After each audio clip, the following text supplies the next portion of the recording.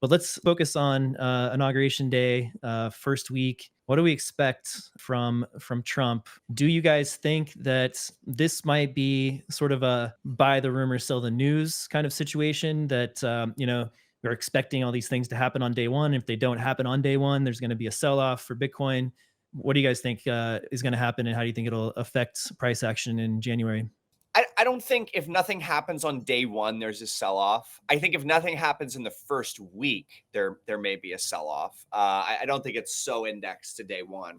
Outside of that, so you basically just get the question, does he or does he not do something in the first day or first week of the presidency involving Bitcoin?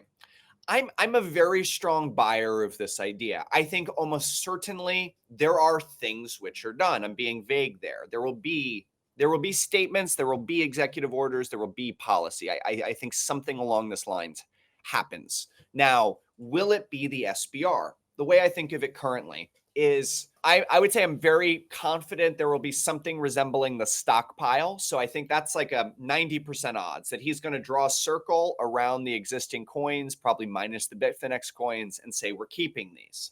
That's low-hanging fruit. I see little reason he won't do that. Now, whether he adds to that with some sort of discussion, order, or otherwise of purchasing, I'm still a buyer of that. Probably something like 65-35 odds. So it's more uncertain, but I still think it's more likely than not that there is some sort of purchasing discussion. That can take a lot of different forms. The thing I'm more skeptical on, I think the Loomis And bill. this is like at all, or are you time boxing these predictions? I'm saying something like in the first week or so, or like Right. first. Okay. Just making sure. Yeah. We get it soon. The Loomis bill is going to take much longer. That is going to, that's a Obviously. much Yeah. bigger thing. That's harder to get. I don't have a strong read on that one, but I do think you see some sort of top-down action by Trump with Bitcoin, and there may be some things that people are not expecting. I mean, I think there's unknowns here that you should be bullish on. I think you're going to see more action than people think. I think this is a serious drive for the administration. And I don't think it's a sell the news event. If this happens, there will be a pump. There will not be a sell off. Yeah. I think a buy the rumor, sell the news situation, it would effectively be that there's sort of a whimper, relative to expectations. So maybe there's something like an executive order that says, I direct all of the executive agencies to adopt a pro crypto, blah, blah, blah, do some research and that kind of thing. That would be like okay, well, a letdown, right? That would be a letdown. I could see leading to a sell off. If we get just the SAB 121 executive order, which sounds likely according to the Washington Post. I think Yeah. they reported that here. Expected to issue executive orders on the first day of his presidency that may address issues including debanking and the repeal of controversial crypto accounting policy requiring banks holding digital assets to count them as liabilities on the bank's own balance sheet, which obviously strongly disincentivizes them to do so. If we get just that, while it would be, and we should talk a lot more about this, while it would be extremely bullish, there's been so much focus on the SBR that if that doesn't happen in the first day or the first week or soon after he takes office, there could be a sell the news kind of a situation. I think Yeah. so. I don't think he can leave it unaddressed. No, You know, there's a lot of pressure. There's a lot of pressure. People are waiting. There are dozens, if not 100, executive orders that will be signed that day. So yeah. yeah. He has said it himself multiple times, not just in Nashville, but since he was elected, he has reiterated his support for this idea. It's in the New York Times, they're talking about it. In Bloomberg, they're talking about it. In Forbes, they're talking about it. He can't ignore it. He has to address it. Free Ross. Yeah. Yeah, we can't forget Free Ross. I saw in the comments there.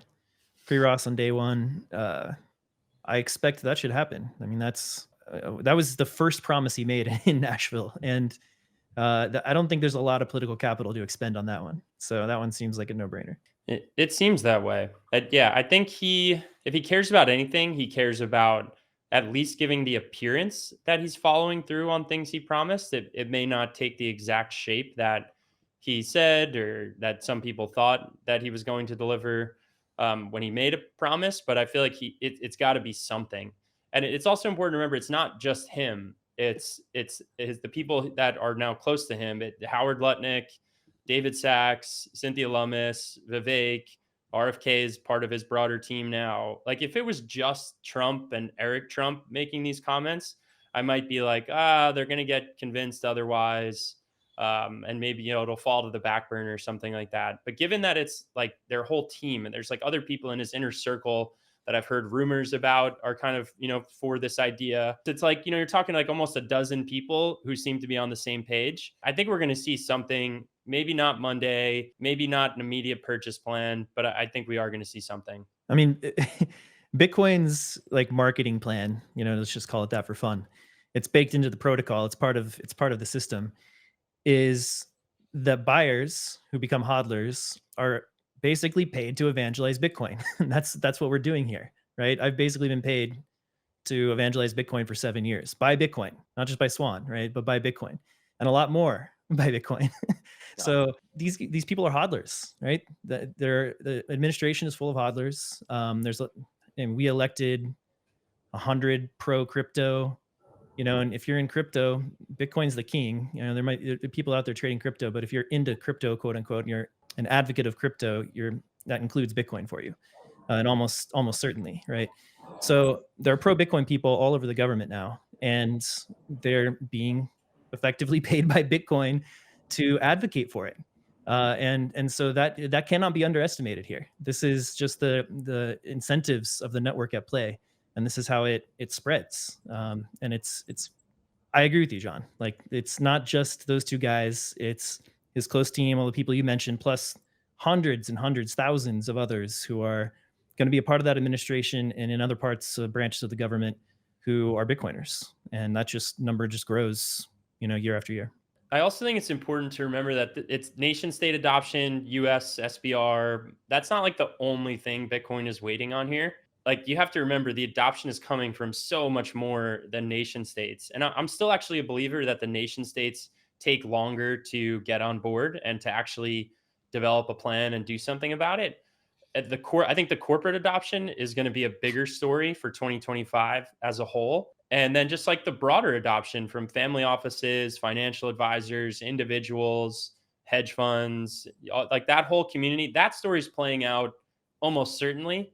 The nation state adoption, I think there's a lot more variables, but I think it's important to note that it's not like Bitcoin's waiting on nation state adoption. And if it doesn't happen, oh my gosh, no one else cares about Bitcoin. That's certainly not the case. This does get into the whole debate of reserve versus stockpile. And in one of the times that I had the chance to chat with Lynn this week, I brought it up to her. I was just like, where do you come down on this debate of reserve versus stockpile? To give a super condensed version of that debate, reserve is more like a monetary asset, monetary stability, potentially backing the dollar either explicitly or implicitly. Stockpile is more, think like a sovereign wealth fund. And Lynn I said to her, I said, my quick take is that it's going to be more like a stockpile, regardless of what they call it. Because I think we're so far away from a Bitcoin holding of the US government backing the dollar in any meaningful sense.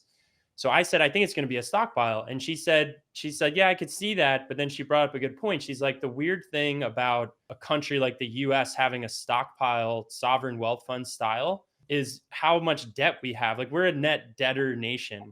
Mhm. So it's kind of weird to say we're going to come up with a stockpile. Like that makes sense for Saudi Arabia, for Norway, these countries that have a sovereign wealth fund and they're not debtor nations. When you're already in the red on like a trading balance perspective, it becomes a little weird to say this is our stockpiled asset and it's like this big compared to our debt, which is this big. Right. Anyway, I thought it was an interesting point that Lynn made. I mean, I've actually had the same thought. If we hold $100 billion in Bitcoin, it's like a rounding error on our interest payments or something like that. That's the thing, though. And I actually had this conversation with Lynn at the event too, and a few other people. Is like, there's this needle you need to thread here. They cannot be seen as coming out and saying they're doing the SBR to stabilize the dollar. Right, Right. which You is can't not say that. And some people say, well, anything they do will be seen as that way. I disagree. I disagree. It's how you We size don't hold gold or oil to stabilize the dollar. Yeah, it's how you size it. It's what you say. 10 billion, 20 billion dollars is a rounding error on the US dollar market. It's not Has going to be yeah. seen as like the US. Like some people are arguing that like, oh, they won't do it because it'll cause chaos. I don't agree. 20 billion dollars, it doesn't matter. But you do run into this theme that you have to navigate. Yeah, I don't think the US buying Bitcoin like could possibly or should ever have anything to do with shoring up the dollar, right? That's just not going to happen. We're not at that point. Bitcoin's not big enough. But it is a strategic investment. It's a strategic asset. It has become a geopolitically strategic asset like oil, like gold. Even though gold isn't, doesn't back money anymore, it's still a strategically important asset in the world. And Bitcoin fits in that definition now. So we should be stockpiling it because at some point there's going to be a strategic reason for us to have that Bitcoin, and so we should have it, and we should get it now and sooner, and before other countries. That's the way it needs to be sold. That's the way I've always understood it. But people, who are outside of Bitcoin, kind of looking in, that needs to be explained clearly. It does. It does need to be threaded very carefully.